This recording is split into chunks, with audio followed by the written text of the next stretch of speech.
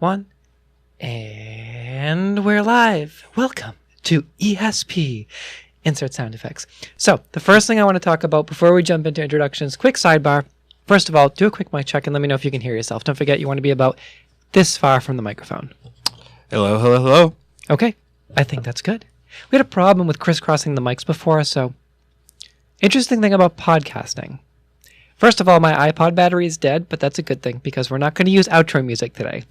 Because I started exploring some of the more intricate details about podcasting, and I realized that although we can play music here at FRC Media, we cannot also play music on the YouTube channel if we want to make money because copyright law. So I'm learning all these amazing terrible things about copyright law, and turns out we have to get all kinds of special permissions to use songs, even though we're broadcasting now, which is fine.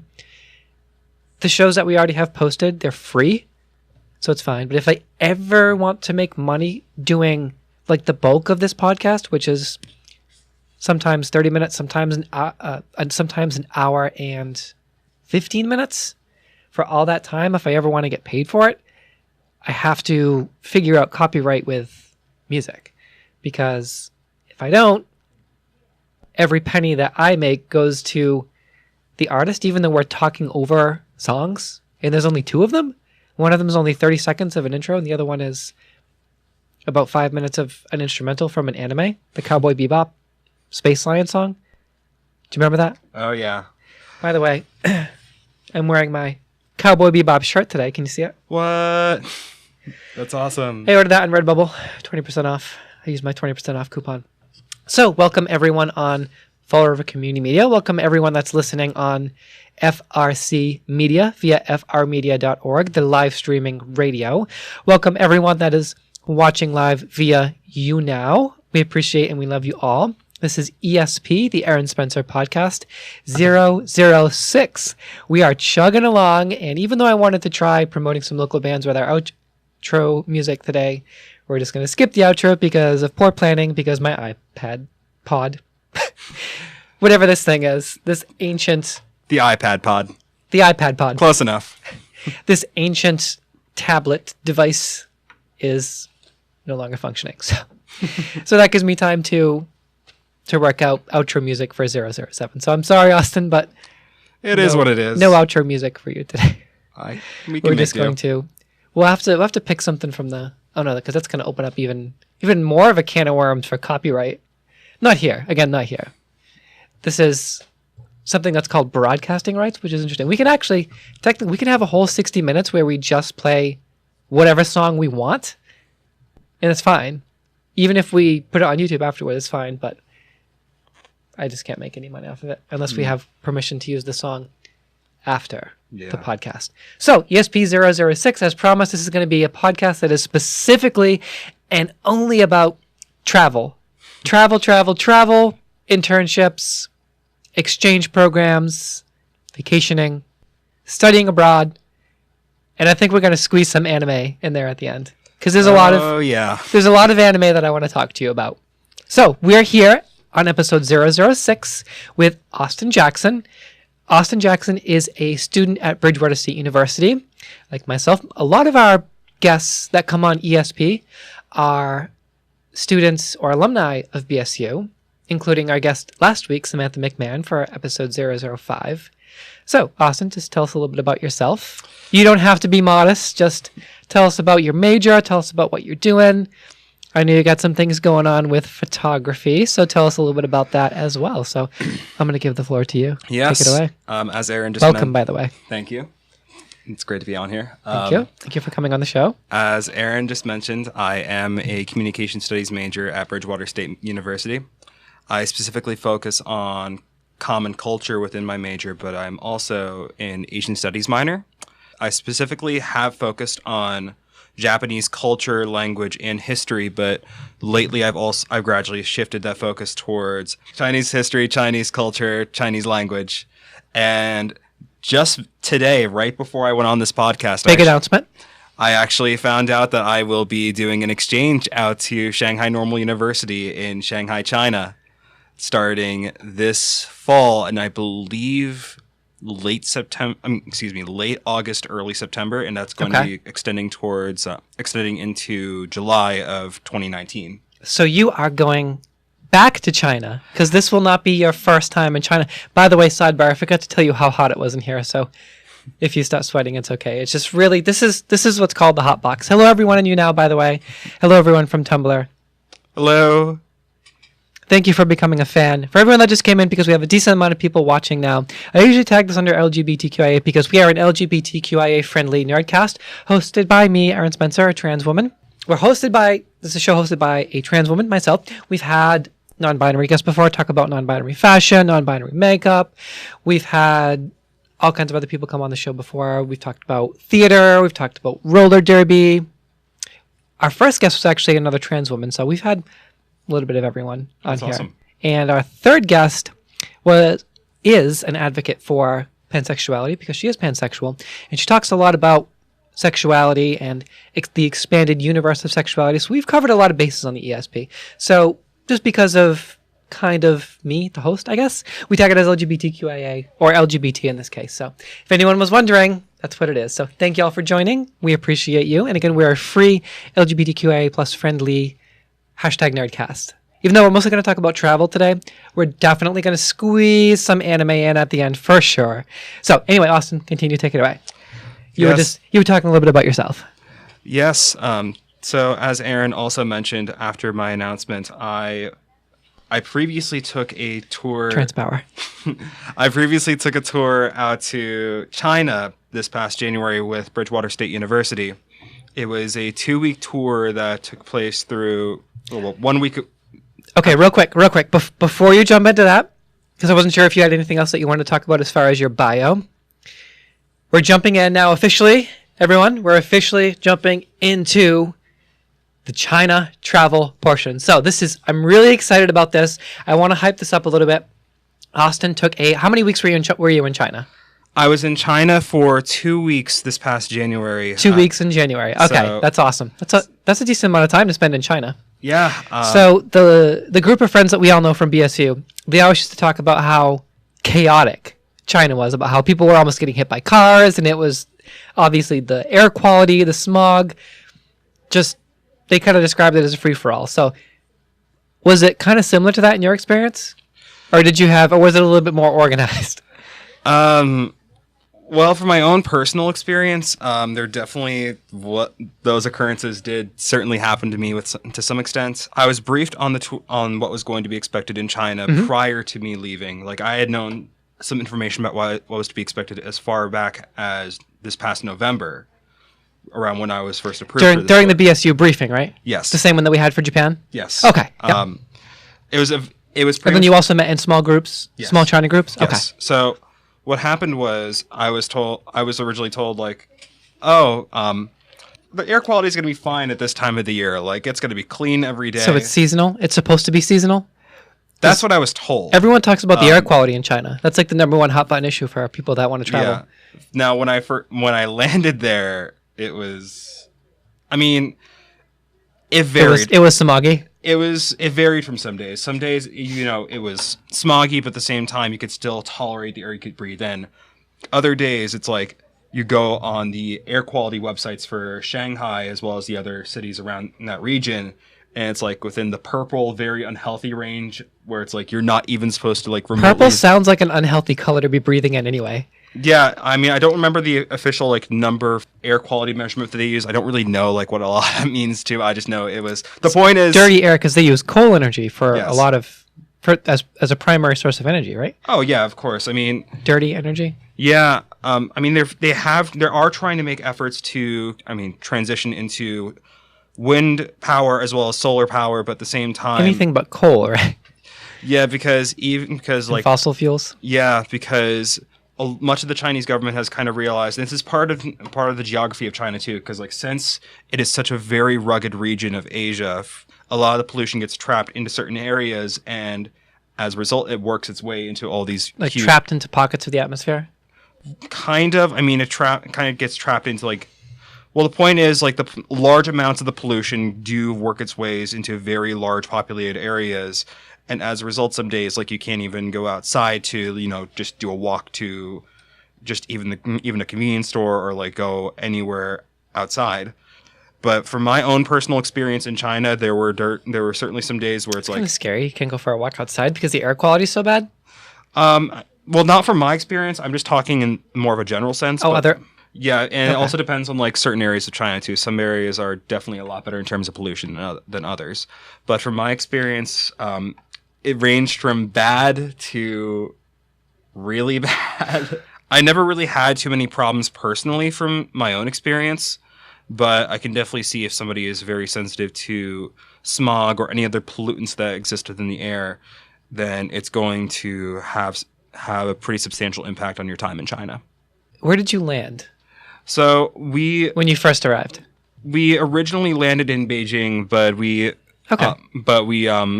the main hub, so to speak, and then capital. We connected into Shanghai. It was a 14.5-hour flight. Oh my God! How was that flight? Longer than Japan, right?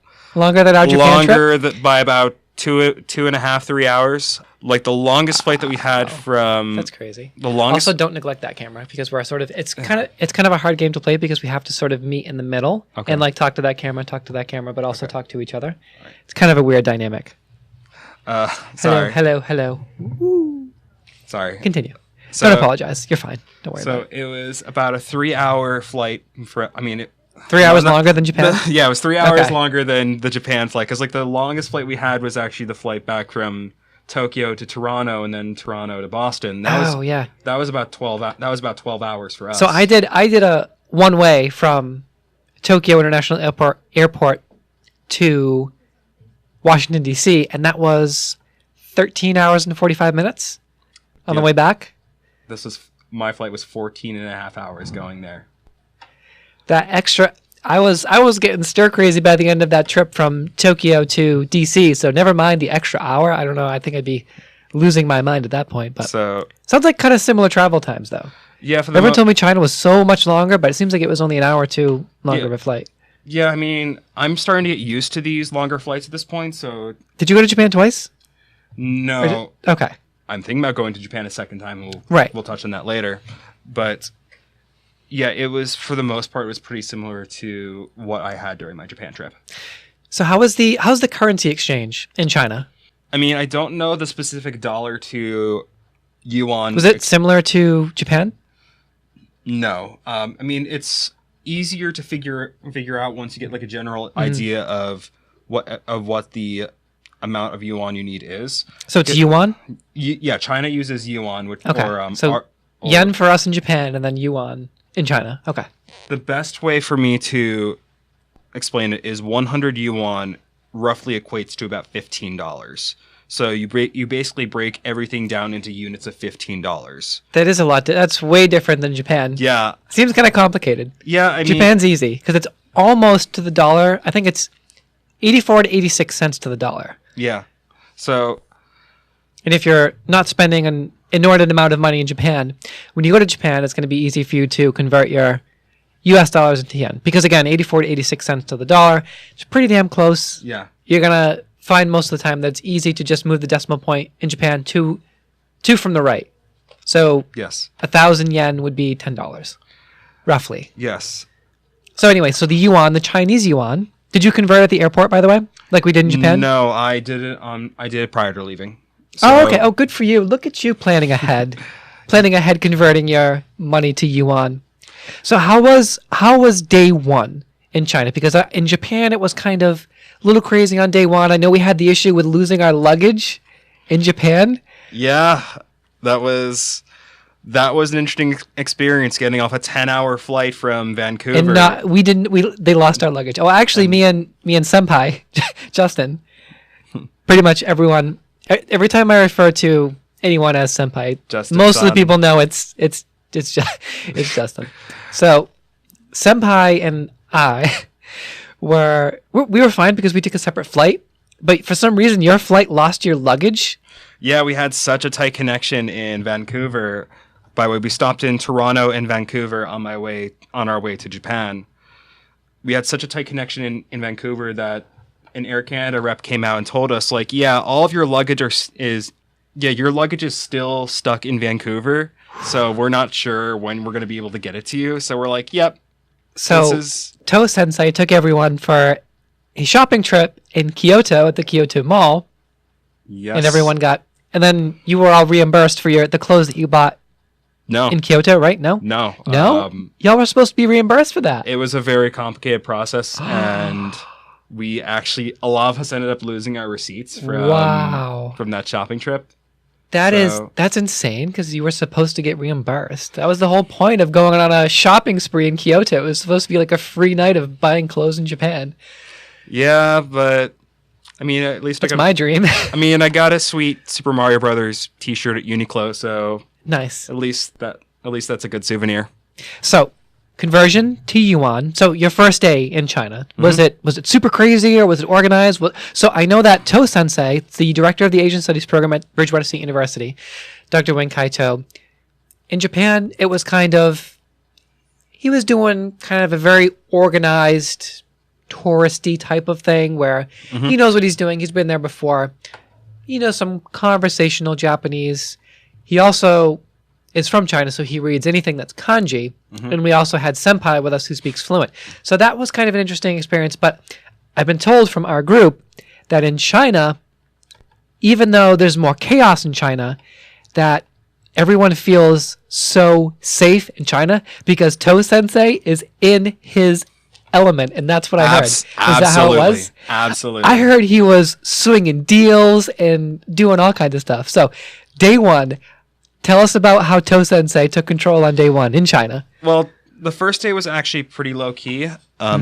We during our time in Shanghai, by the way, we spent our first 9 days in China, in Shanghai, which is the largest city in China.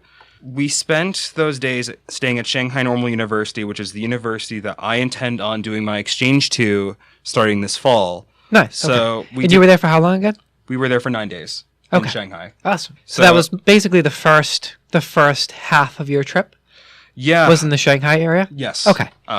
So for the actual first day, we didn't really do a whole lot. We basically just hung around the campus and got like a tour of everything, and were told like what was expected of us during the 9 days that we were going to be in Shanghai. And again, this is Shanghai Normal University, correct? That's correct. Where you're planning on doing your exchange? Yes. Okay. It's funny. At 8 a.m., like, we're all jet lagged, we're all tired, and they tell us, like, yeah, we're having you guys dive into your Mandarin lessons that you'll be doing over the course of this week. Was this the very first day? Yes. So the day you arrived? They gave us a crash course on Mandarin. Good thing you had To Sensei with you. She could be like, Wing Kai, please help. What does this mean? Yeah, it was a pretty eye-opening experience. So can you say something in Mandarin? Well, 叫张傲是. And what does that mean? My name is Austin Jackson. Ooh, okay. So you do recall some of the basic travel, touristy type of lingo. Well, the Mandarin I learned was more so from... That sounded very, very good, by the way. Thank you. I'm impressed. So the Mandarin I learned was the bulk of it I've learned so far was actually from my Mandarin class at Bridgewater State University. Okay, because BSU offers Japanese and Mandarin. Both correct? of what? Yes. Who teaches the Mandarin class? Is it Wen Kai-to? No. Does he teach any Chinese language classes, or does he just stick to history? Dr. To international studies. Dr. To only teaches history and international studies classes. Okay, so a little plug here for Bridgewater State University. Who is the professor of Mandarin at Bridgewater State University, and is it just one? Well, funny enough, the professor who teaches Mandarin actually teaches some of the upper level Japanese classes as well. Oh, so they're bilingual in yes, Japanese, English. Trilingual. Yes. Wow. Professor Yip is his name. I unfortunately don't know. Professor Yip. Okay. I don't know his first name. Unfortunately, he's a very great professor who's from Hong Kong. He's very fluent in both Japanese and Mandarin, along with English. And he's done an amazing job for me in both of my Japanese and Mandarin classes. So that's awesome. Yeah, so day one you had a crash course in Mandarin. We just heard some Mandarin, which was really impressive, by the way. 谢谢. Dust your shoulders off on that one. So continue. Yeah. So what happened in day one? Because day one is always crazy. Day one was crazy for us in Japan. So. Yeah. As I said, day one in China was pretty low key. We basically just hung around the university for the most part. We were given a tour of the campus as well as given some classes on martial arts. Really? I think the first... They gave you a crash course in Mandarin and then threw you into a martial arts class? It was either the martial arts class or the art class. I don't remember. That's incredible.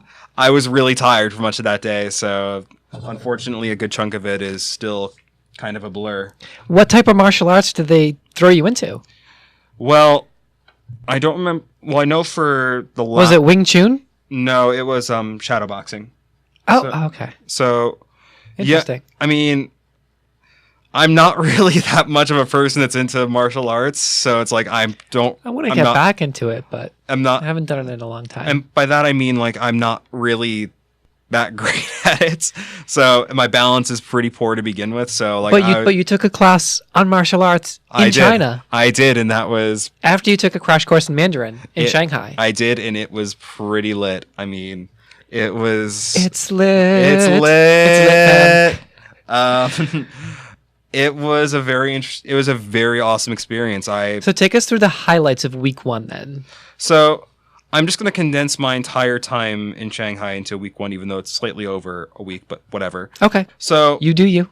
The bulk of it, as I said, was spent at Shanghai Normal University doing some Mandarin courses along with courses in calligraphy, art. You took calligraphy courses in China too? I got to paint little pandas. Wow. Yes. So you took Mandarin courses, martial arts courses, and calligraphy courses in China. I did. We didn't do any of that stuff in Japan. We even got to go to Shanghai Disneyland. Oh, that's awesome. We went in Japan, Austin and I were both on the same study tour program to Japan. In Japan, we went to Wakayama University. Yes. We went to Kansai University. Yes. And Tokyo Gakugei University, which I missed out on the very last few days because I left early because I couldn't take that much time off of work on the ambulance, unfortunately.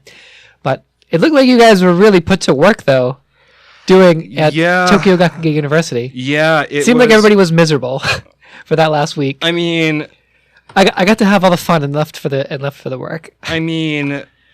It was definitely more stressful than... I mean, not to bash the actual program. I overall will say I still had an amazing time in hindsight. The amount of people... Well, the baseball game was cool. I saw the pictures from that. That looked like fun. But it looked like a lot of actual busy work. Like you were cramming for finals at BSU. And I was like, oh my God, I'm kind of glad I left a little bit early because... I unfortunately decided not to go to the baseball game. You didn't go to the Tokyo Tigers baseball game? I'm not much of a baseball fan. I'd much rather just explore through Tokyo a little more and do stuff with people rather than... Right. Tokyo was so much fun. I will say I probably should have done it in hindsight because it looked very, very fun. And Japanese baseball games, from what I've heard, do have a lot more energy compared to a lot of standard American baseball games here. So it would have been a pretty awesome experience.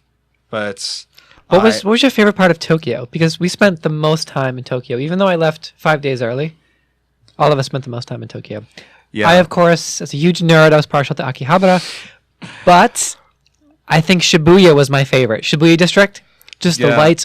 I've always wanted to go to Shibuya and just coming in through the train and then everything opening up in the Shibuya District, and it's just, you're in awe. It just opens up before you, and the train is on an elevated rail. So when you come in, you're not expecting it because you're on the same level, but you slowly go up and up and up and up, and you don't realize it. And then it spits you out into the middle of Shibuya. Right next to the skyscrapers. And you're like, what just happened? So Shibuya was my favorite. How about you? I mean, I wouldn't necessarily say that I had a favorite part of Tokyo. Like, I just loved just seeing like the general life, like how life is in Japan. Culturally, in terms of culturally, as well as just getting the general lifestyle of the typical Japanese Japanese person and just being there and experiencing that all for yourself, whether it's talking to the people there The or culture, it was pretty incredible. trying out the foods and learning about the history and the culture of all these different areas. It was a very unique experience. But if I had to pick a specific part of Tokyo that was my favorite, it would possibly, I'd say it's between, being the huge gaming nerd that I am, I would say Also, Akihabara. It's either Akihabara or Shibuya. Shibuya was absolutely stunning to see at night as well. Oh my goodness. But it's just Akihabara was very expensive, so I ended up spending, I'm willing to say this too, I actually spent... Shut up and take my money. That was Akihabara. I dropped over $500 on Akihabara. It's dangerous. Yes. Japanese... It's an American money grab. Yeah. But it's so worth it. Yeah, I mean... Because collectibles. I'm very much into collecting retro video games, so I was very excited to... For sure. I mean, I basically came back with what was essentially a huge carry-on bag full of... just stuff from Akihabara? Yes. I did the same thing. My bag was almost all stuff from Akihabara. I think any of us that became friendly beforehand and associated together as part of the anime group or like the video game group or the nerd group, we all left with huge tote bags full of stuff from Akihabara. Yes. So you mentioned historical sites because we did go to a lot of historical sites in Japan. What kind of historical sites did you visit in China, if any? I know we're jumping back and forth to Japan and China, but I think this format's kind of working, so let's just go with it. China, historical sites in China, then we'll jump back and forth between China and Japan. With Shanghai, we went to a few. We went to the Yew Garden, which is one of the most famous gardens throughout China. The Yew Garden? The Yew Garden. That has existed for hundreds of years. That's set in the middle of downtown Shanghai, surrounded by all of some of the world's tallest skyscrapers are around you, and there's like this small little traditional shopping district that's like right by the Yew Garden. Ooh. And all of this was really interesting to see. And you also get to see a lot of the newer Western aspects of culture infusing into traditional Chinese culture too, just by going through these different areas too. You just see a small DQ that's taking up a tiny space within Dairy Queen? Yeah. In China? Yes. That's awesome. You just see a tiny DQ that it's takes like McDonald's in Japan. Everyone said how good it was, but excuse me. DQ. You just Dairy Queen. You just see a small DQ that just takes up a tiny shred of this huge old building within garden. Yes. That just takes it was just really interesting to see. You just see Starbucks there at McDonald's and so on. Starbucks was also in Japan. Yep. Starbucks is very popular in both China and Japan. No Dunkin' Donuts though, right? Dunkin' Donuts is American only, I believe. It's not in China or Japan. I think there are some in China, but not in Japan. Well, that makes sense because of the amount of American business women and men that travel to China to have Dunkin' Donuts in China. That seems like more of a business thing. Yep. But Japan does have Mr. Donut though, which is also Mr. Donut. Mr. Donatsu, which is it was an American company, but it was transplanted to Japan. Yep. There was one in Nara that we walked by. Did you get Mr. Donut at Nara? There was also one in Kyoto Station. No, I actually ended up getting Mr. Donuts in Tokyo. I think it was the day before we left to go back to America. Was it everything you ever hoped for in a donut? I will say, or was it different? There are some parts of it that were better than what I expected, and some parts of it that could be improved. I will say the donuts there were absolutely delicious and better than anything you've had in America. Anything that you could get at Dunkin' Donuts or anything like that here. But the coffee was. And this is just a thing with Japan. You have to get canned coffee in Japan. The canned coffee was wonderful. I did a whole post on that about Tumblr. The canned coffee in Japan is much better than the regular hot coffee. Kohi no bosu. Boss coffee is the best. Yeah, it was very interesting to experience all that. Any other historical sites other than the Yew Garden that are worth mentioning? Well, this isn't necessarily one specific historical site, but more of a pattern within an area. For the last 5 days of our tour in China, we spent time in Guangdong province, which is in southern China, around the area of Hong Kong, Guangdong Macau. Sounds familiar. I remember there's definitely some historical sites there of significance. Yes. So it's the same province where Guangzhou is in, which is one of the largest cities in China. Okay. So during our time there, we got to explore the Kaiping Diaolu, which is a specific type of architectural Your accent building. is on point. Thank you. We got to take a look at the Kaiping Diaolu, which is not necessarily one building, but multiple buildings within this province that have a very unique architectural style to them that don't really exist anywhere outside of China. What I can summarize them up to is they're very heavily influenced from Arabic architecture combined with traditional Chinese architecture. Okay. So Interesting. they only really exist in this area. So, and because many of these buildings have deteriorated over time, not a lot of them still exist. So there's been a huge preservation effort in order to keep many of these buildings together. Kind of like the cultural heritage movement that we kept encountering in Japan. Yes. Same idea. Okay. Yeah. So, yeah, it was very interesting to see all this because for one, this is an area in China that very rarely ever sees any tourists from Western countries. Oh, okay. So it was just very interesting to see. That's cool. I like that. I like going to places like that. It was very amazing to see an area that very rarely ever gets any contact from foreigners.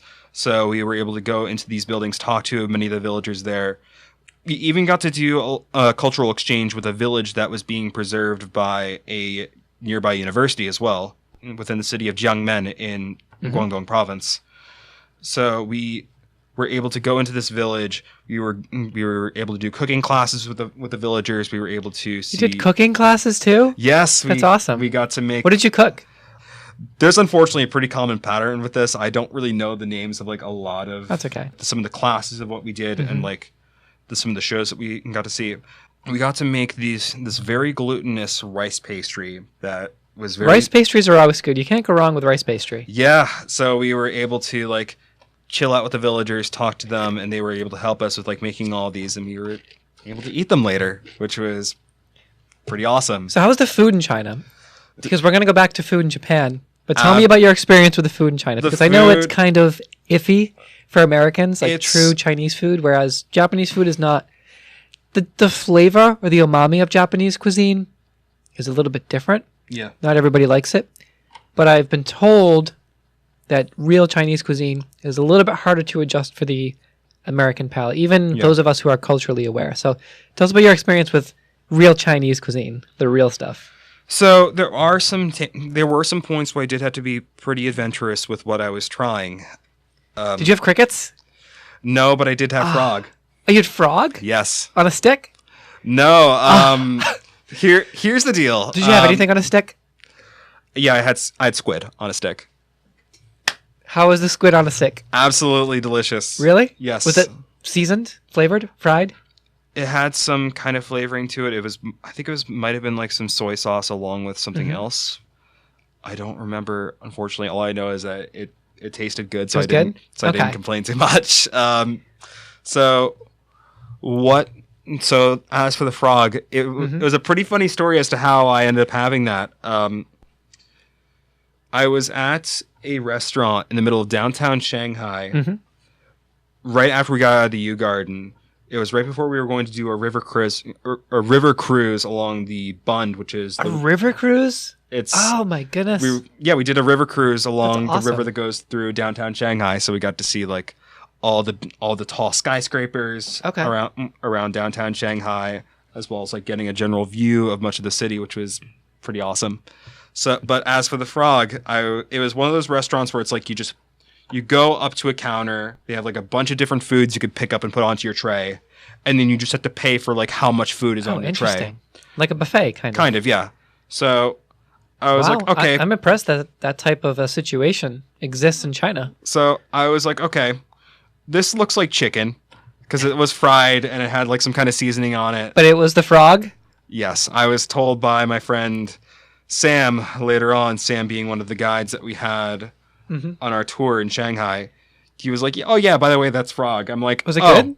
I mean, it was edible. I mean, it was like a much more gamey chicken with like really, really thin bones. Did you try the horse meat when you were in Japan?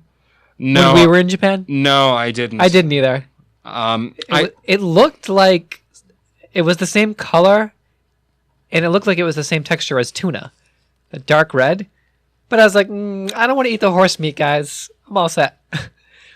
The most outrageous thing that was presented to us in Japan was the horse meat, the raw horse meat. Mm-hmm. So was there anything more outrageous for you in China than the fried frog, or was the fried frog the extent of your interesting food stories in China? I mean, that's probably the most extreme out of all the food stories I had. So what was your favorite food in China? In terms of like my favorite like unique food that I had there, I had deep fried condensed milk in China. Wait a minute, deep fried condensed milk? I don't know if that's what it was. What? That's just what I was told. But I was like, okay, this might be fried tofu. Like, what is this? And I bite into it. And I was like, okay, this is very, very, very sweet. I think it might have just been like condensed milk mixed with rice or something like that. It was good though? Oh, it was delicious. Really? It was like a much sweeter cheesecake. In Japan, did you like the kalpus? Because you can actually get the kalpus. Oh, yes. That's you can get the kalpus in America. Yeah. I was kind of iffy on the kalpus, and also the milk tea was disgusting. It's a joke. It's a sham. Don't drink the milk tea in Japan. Okay, when you go to Japan, just don't drink the milk tea. I mean, or do you can try it to have the experience. I think I took one sip and was like, "Hey, that's a part of the experience. You try all these different unique foods." Although I did like natto, I did. You like? It wasn't that bad, especially when you mix the natto with the spicy mustard and eat it before sake, the grilled salmon. Perfect. So a lot of students in Japan will eat the natto for breakfast, which is, by the way, the stinky soybeans, the fermented soybeans, the slimy, sticky ones that Gaijin's bane. So for the right reasons. So for breakfast, it didn't sit well with my palate for breakfast. The slimy fermented soybeans, but for dinner before the sake salmon, it mixed very, very well with the flavor. And we were sitting in Akihabara next to a group of. It was the four of us. I don't think were you with us when we went to the? Okay. Wait, where was it? Akihabara. This on Saturday. I don't think I was with your group. Okay.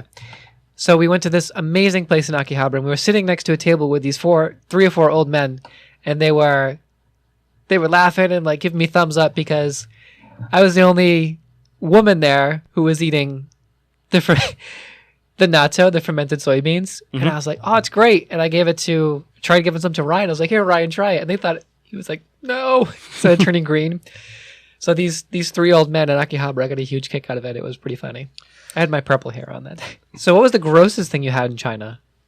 If you really liked the fried condensed milk, which I'm gonna have to try it now because you said it was delicious.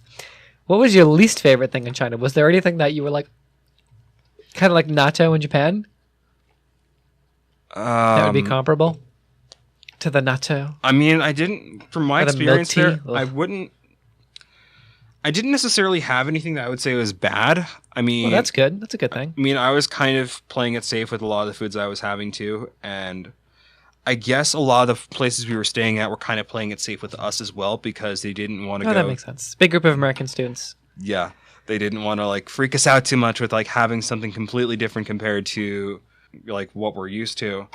If I had to say, because I didn't really like the frog too much, which that's a really weird sentence to say, by the way. Didn't like the frog that much. I didn't like that frog that much. So was everything in China a barter system, or was it just goods and wares and souvenirs? So it depended on where you were. If you were in, I mean, of course, there's like department stores and stuff there where it's like where you can swing deals. The bartering mainly occurred at like the marketplaces in China, right? Okay, where that's kind of what. Especially like at that marketplace that I mentioned that's right by the U Garden. There's like a lot of vendors that like sell like a lot of different clothings and like different. Sounds very touristy. Yes, touristy. It's a pretty massive tourist trap. So sounds like it. So I was originally just looking around and just looking at like stuff that I could get for myself or I could get for my family. And then this woman at this counter that I was at, she started shoving some like souvenirs in my face, and she was telling me like, "Oh, I can sell you this for," I think it was for like 40 yuan or something like that, which is like $5, $6. The conversion's not that important. Yeah. $5, $6. Okay. $5, $6. Something like that. And I was like, no, I'm just looking here. And then she just keeps like rubbing it in my face a little more. No, you want to buy this. She's like, no, you want to buy this. You want this. You need this. I'll give you another one for another 20 yuan. And I'm like, all right, I guess I got to buy something from you to. Did you fall for it? Did you get pressured into buying from the vendor? Look, I already have like really bad like social anxiety, so it's like I don't know what to do here. She was feeding off of that. She could sense it. I need an adult right now. I don't know what to do. She could sense your social anxiety. Yeah. And she was like, oh, here's somebody I'm going to sell some stuff to. Look at this Lao-ai who's being nervous right now. Is that like Gaijin? Lao-ai? Yes. Okay. Yes. Let's milk as much dollars out of this anxious American guy as possible. So that's pretty funny. It was. Was Dr. Toe there to bail you out though? No. Oh. We were. Is the legend of Dr. Toe swinging deals true, and coming in and swooping in at the last minute and getting a better bargain? That's the urban legend behind Toe Sensei. I didn't personally experience that myself. I have heard of occurrences where, like what you just described, happening. Mm-hmm. Okay, so it's true. Yeah. Awesome. Did you guys go to the Great Wall? No, we didn't have time to do the Great Wall, unfortunately.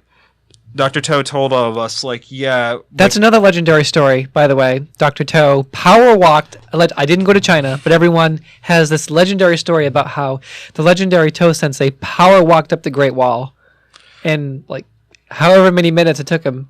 And he got to the top, and he was stretching and doing Tai Chi and everything, and just sort of stretching out the old joints. And by the time everybody else got up there, they all said how out of breath they were, and they all felt like dying. Yeah, and it's like Dr. Toe basically sprinted up the Great Wall of China, just like how he sprinted up that train station in Kyoto. Oh my goodness, that's right. When we were in Kyoto, he sprinted up to the top of Kyoto Station. And they stood up there, did the same thing. And also the Kyoto Station, it's a massive train station. It's huge. Go look at my pictures on Tumblr. You can find all it's huge. You'll be able to see the scope too, because I took some from the bottom, the middle, and the top. So it's enormous. And the toaster, which is my nickname for Dr. Toe. Toe Sensei. Winkaito. So he was just like, yeah, I'm going to like sprint up this train station. I'm going to race all of you up there. And it was basically, from what I've heard, the same kind of thing with what he did in China that year. The first time? Yes. Okay. But unfortunately, we didn't have time to go to the Great Wall because of the constraints on our tour. That's a bummer. You're there for 2 weeks. You didn't get to see the Great Wall. He basically said to us, like, yeah, we could only fit in Shanghai or Beijing. So this year we're only doing Shanghai. Wow. But I'm definitely, now that I'm going to China, I now have an excuse to go to Beijing because I want to go see the Great Wall. Right. No, it sounds like you had a really good experience, though. Yeah, it was. I mean, overall, though, there's like so much more that happened in China, but it was an absolutely amazing experience. Like it was amazing to see like what life was like compared to the modern hustle and bustle of Shanghai compared to the much less developed and like more traditional areas of Guangdong, and just like meeting all these people and like trying all these foods and having all these experiences there. It was one of the best experiences I ever had. So major differences between China and Japan. Go. Well, I will definitely say that China was definitely a lot cheaper. I mean, granted, okay. I did a lot more frivolous spending in Japan compared to China. Because we're huge nerds. We're huge nerds. I did too. So I still have my Misato from Evangelion. Yeah. On my nightstand next to my bed. Yeah. Which I got in Akihabara. That's awesome. Including a bunch of other things that I probably shouldn't have bought. So anyway, so it's cheaper. What else? Major cultural differences? In terms of the cultural differences, I mean, I didn't notice like anything like too radical in terms of the culture, but I will say it definitely felt like more of like a middle ground between Japan and America. You know, everybody there is still very friendly, and everybody there is like very polite and willing to help everybody out. But there were some parts of the culture in Japan that did feel like a lot more structured than how it is in America. But that's just more of like a detailed thing compared to what I read about Japan than like what we actually experienced from our tour. But I will say that there were some portions of China that did feel more loose and relaxed compared to how how it was at points during our time in Japan. That's not to say anything bad about Japan. That's just Right. how kind of things run in So China was a little bit more casual. a little more. Yeah. I mean, yeah, Okay. everybody, I mean, there's definitely still times where you have to be formal and try to be on your best behavior. There were a lot of formalities in Japan, but I really appreciated that. Yeah. So to me, it was a little more of like what I was used to, because I will say there were some times being the guy Kokojin that I was, where it's like I did kind of embarrass myself a little bit during my time in Japan, but that's... We all did. It's impossible not to embarrass yourself at least once. I mean, that's something that happens everywhere. Where that Like when I accidentally said please, please twice. Especially... Also... in Japanese. Okay, speaking of... Onegaishimasu, Nagasaki Sarada. No, speaking... Kudasai. Wo kudasai. Speaking... They were like, you just said please twice. For no reason. I actually have a funny story similar to that. So when we were touring through Kansai University, we were... That was fun. We were all having lunch with all the other students there, and I was going to ask our tour guide where the restroom was. Now, I was really tired that day, and I was kind of like out of the loop of everything. So I then mistakenly asked him, because I was trying to ask him in Japanese. So I asked him, "Sumimasen, toire wa nan desu ka?" which is what is a toilet, when I meant to ask him Dore wa. "Toire wa doko desu ka?" which is Dore wa doko desu ka? which is where is the restroom, or where is the toilet? And he was just like, what are you talking about right now? Because I was like, Toiru wa doko desu ka? So like, and this is like right in front of like the incoming Japanese students who are coming to BSU. It's a very philosophical question. What is a toilet? What is this magical porcelain machine that is called a toilet? Yeah. So that was my. Although when I got my Nagasaki salad, they just kind of brushed it off like whatever, dumb gaijin. Yeah. So that was my Bako no Amerikajin moment. That's okay. My stupid American moment. We had a lot of fun though in Japan. Yeah. We definitely did. So anime, we got about 3 minutes left. I want to squeeze in some anime talk real quick before we have to wind this down. So I've been watching Fairy Tail on Crunchyroll, and it's quickly becoming one of my all-time favorite animes ever. Oh my god, so incredible. Have you seen it? Yeah, I mean, I've definitely seen some portions of Fairy Tail, but it's like such a long-going anime that it's like it's very hard. Well, there's a lot to catch up on, but I'm determined. I'm actually going to be cosplaying Titania. Do it. Yes. Do it up. Yeah. So she has that nickname, and of course, Titania, Urza Scarlet. So my biggest problem with my Urza Scarlet Titania cosplay is the breastplate, obviously. So like, the blue skirt and the black boots, I already have, no problem to get the frilled skirt. The red hair, I'm going to need to get, but the biggest problem is this is going to be my first time ever making a cosplay, like a full cosplay armor piece. So I have to make the gauntlets and the chest piece, and I'm kind of nervous because I've never done that before. Hey, I think no matter what, you'll do absolutely great with it. Thank you. So I'm doing Urza Scarlet, and then because I don't want to spend too much money, I'm going to have the red hair. I'm also doing Grell from Black Butler. What? One of the most famous transgender characters, transgender women in anime. So that's going to be exciting. So yeah, I'm doing Grell, and so Black Butler is another ridiculous anime. So yeah, Fairy Tail, definitely becoming one of my favorites. You watching anything good that's new, or well, not newish, but you watching anything right now? Any anime series right now? I mean, I haven't really watched a whole lot of anime recently, but I did about a month or two back. I actually started watching. You're gonna laugh at this. I actually started watching Your Lie in April, which is that's in my queue. I'm not gonna laugh. That's awesome. Which is it's a very emotional romance anime. It's not something I would typically watch, but it's good though. It's very good. Good, because it's on my list. It does get very emotional at times, so just be prepared for that. I recently watched Your Name again recently. That's also on my list. Everyone is saying that that's one of the best animes they've ever watched. On the flight back from Tokyo, the entire tour group watched Your Name because it was on like the Air Canada in-flight entertainment thing. Oh wow! So and we actually went there. We went to the area that Your Name was that your name takes place in. We went to one of the The areas. Suwa Lake region. Yeah, we went And to... I actually took a picture of the Suwa Lake region and put it in my Trans in Japan Travel Guide Edition panel that I did for Anime Boston. And I did a side-by-side overlay of Suwa Lake and then the picture that I took, and it's awesome. So cool. Yeah, like one of the towns that we visited was actually where many of the animators went to in order to... Matsumoto. Yes. Well, it wasn't Matsumoto. It was near Matsumoto. But, Suwa. Yeah. So, which was also pretty awesome, but your name is also pretty amazing. Also It's on my list. Also a little bit of a Good tear... stuff. It's also a little bit of a tearjerker, but I think it's a very awesome anime. Everyone has the custom box set for Yes. your name. Also on my list, Miss Kobayashi's Dragon Maid. Yes. Is that good too? I've Awesome. seen clips of it, but I've yet to like Seems watch. pretty outrageous. Yeah, it's from what I've seen of it, it definitely does get very crazy. All right. Do you have anything you want to add? Because we're just about nearing the end here. We've been talking for about an hour. Yeah, I mean, I was going to mention this towards the beginning. In addition to me being a BSU student, I also, as you just discussed, I'm also moderately into anime. Mm-hmm. I'm into a lot of different video games, such as like pretty much anything. And you're big on Persona, right? Not as much right now, but yes, Persona is one of those. But I'm mainly also into like a lot of the Nintendo games, so like Mario, Zelda, Pokemon, Animal Crossing, Kirby, and so on. And I've also lately been really big into Fortnite. Oh, jeez. My niece plays that. Yeah, She says how awesome it is. She's 13. She says like it's like the greatest game ever.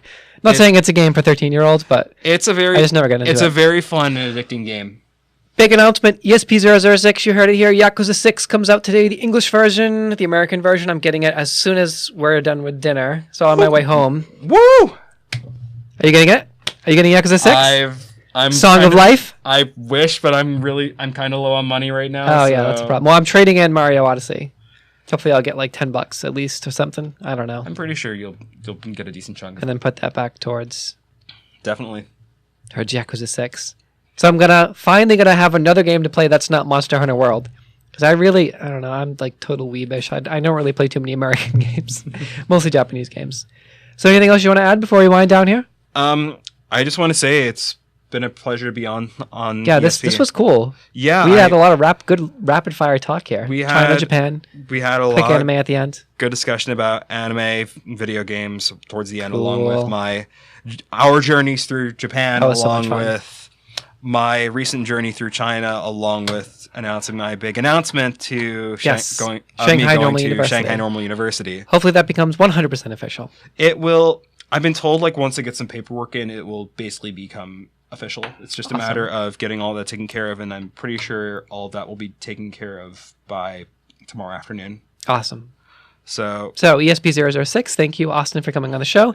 Thank you, Fall River Community Media, for hosting us. Thank you to our local sponsor, Tara Baker, a.k.a. Pterodactyl from Mass Attack Roller Derby. Thank you, everyone that makes the show possible. Join us in 2 weeks when Jordan Evans is coming back on the show. So we're going to have the return of Jordan Evans for 007, and then we're going to have a long list of other people. I believe we're going to have a lot of returning guests, and we're going to have a core group of about 6 or 7 that's going to come back on the show. So stay tuned for that. Major announcements coming up. We also have a Rei Ayanami figure that we're giving away on our Patreon. Okay, it's a Rei Ayanami taking a shower figure. So if you're into like that weeb trash stuff, or if you're into waifu stuff from Neon Genesis Evangelion, like I am, guilty sometimes, go. Although I'm obviously I'm like more into like the sexy husbandos. Gray from Fairy Tail is my husbando. So if you're into that stuff, we're giving away a Rei Ayanami and the shower figure on Patreon, patreon.com/Eryn Spencer Podcast. If you donate $1, you're automatically entered into a chance to win this Japanese import Rei Ayanami shower figure. She's wearing a bathing suit. It's fine. It's not a naked one. So, although DJ Date Masamune, shout out, she does a panel on 18 plus figures at most of the conventions that she does. So look her up, DJ Date Masamune. She has a whole spiel on 18 plus figures, so that's great. But yes, we're giving out a Rei Ayanami figure, so check that out. Please subscribe, to our YouTube channel. You can just search Eryn Spencer Podcast and it will come up right away. Thank you all for joining us, ESP006. Again, no outro music today, but so we're just going to end it awkwardly. 006. bye. Out. Thank you, my lovely unicorns. Mwah.